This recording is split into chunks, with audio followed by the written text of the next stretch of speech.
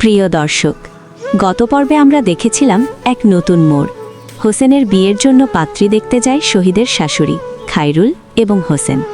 গ্রামের এক শান্ত পরিবেশে সবার চোখে ছিল আশা আর কৌতূহল। মেয়ের বাবাকে ডেকে বলা হলো, মেয়েটাকে একটু সামনে আনেন।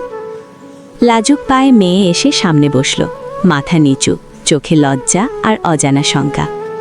হোসেনের দিকে তাকিয়ে জিজ্ঞেস করা হলো, কিরে বাবা, মেয়ে পছন্দ হয়েছে? হোসেন একটু ভেবে হালকা হাসি দিয়ে বলল, জি, পছন্দ হয়েছে। সবাই যখন স্বস্তির নিঃশ্বাস ফেলতে যাবে, ঠিক তখনই ঘটে অঘটন। শহীদের শাশুড়ি হঠাৎ প্রশ্ন ছুড়ে দিলেন, তুমি পোলাও রান্না করতে পারো তো? কিভাবে রান্না করো বলো দেখি।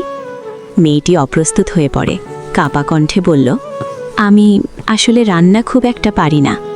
এই উত্তরে যেন ঘরে নেমে এলো অস্বস্তির নীরবতা। এরপর শহীদের শাশুড়ি বললেন, একটু হেঁটে দেখাও তো মা। মেয়েটি অপমান আর বিরক্তি চেপে ধীরে ধীরে হেঁটে দেখালো।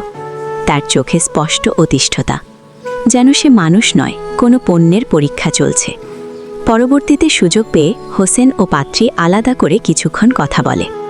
নিজেদের পরিচয়, পছন্দ অপছন্দ, ভবিষ্যৎ স্বপ্ন সবকিছু নিয়ে তারা একটু খোলামেলা হয়। সেই মুহূর্তে দুজনের মধ্যেই তৈরি হয় এক নীরব বোঝাপড়া।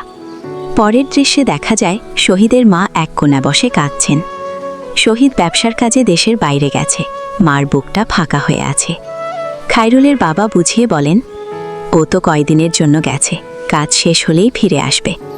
মৌ চেষ্টা করে শহীদের সাথে তার মায়ের কথা বলিয়ে দিতে।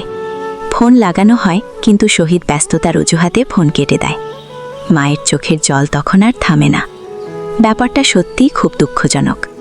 এরপর দেখা যায় খায়রুল, হোসেন আর নওয়াব চায়ের দোকানে বসে গল্প করছে।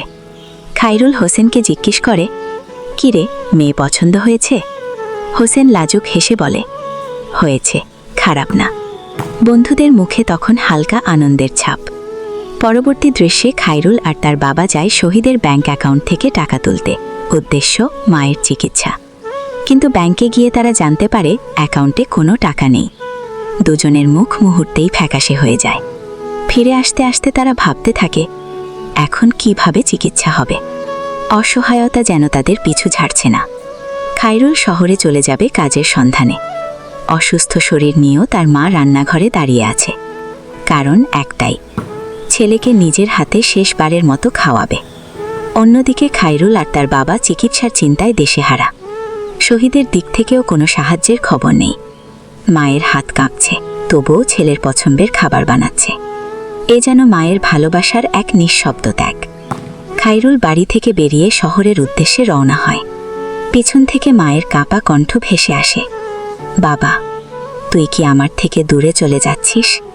খায়রুল থেমে যায় এক মুহূর্ত, চোখে জল। কিন্তু পেছনে তাকালে হয়তো আর যেতে পারবে না, তাই সে হাঁটতে থাকে।